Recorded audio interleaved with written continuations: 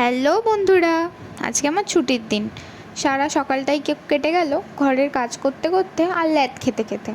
তাই বিকেলবেলা উঠে মনে হলো যে এবার একটু কিছু ভালো মন্দ বানিয়ে নেওয়া যাক। যতই হোক ছুটি বলে কথা, সেটা আমাদের সানডেতে না হলেও কি হবে, আমাদের জন্য তো ছুটির দিনটাই সানডে। তাই জন্য বানিয়ে ফেললাম গোবি মাঞ্চুরিয়ান। এখন তো সস্তায় সব থেকে পুষ্টিকর খাবার হচ্ছে শীতকালের ফুলকপি। তাই জন্য ফুলকপিটাকে নিয়ে এসে ঝটপট ছাড়িয়ে ধুয়ে দুটো সিটি মেরে নিলাম। তার মধ্যে মিশিয়ে দিলাম একটু গোলমরিচের গুঁড়ো, লঙ্কার গুঁড়ো, আর এখানে না পাওয়া যায় একটা গোবি মাঞ্চুরিয়ান পাউডার। সেই গোবি মাঞ্চুরিয়ান পাউডার আর অ্যারারুট আর একটুখানি ময়দা মিশিয়ে নুন দিয়ে ভালো করে মেখে নিয়ে সেটার তাড়াতাড়ি করে বড়া ভেজে নিলাম। বড়া ভাজার পরে সেই কড়াইতেই পেঁয়াজ কুচি, ক্যাপসিকাম কুচি আর একটু রসুন কুচি, লঙ্কা কুচি দিয়ে সেটাকে ভালো করে টস করে নিলাম।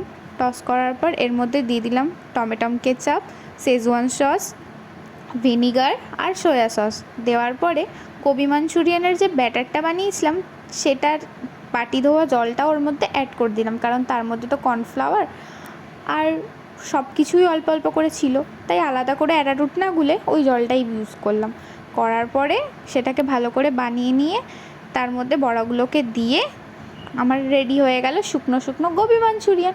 আর এটাকে তো আর শুধু শুধু খাওয়া যায় না, তার জন্য পাশেই ভেজে নিয়েছি গরম গরম লুচি।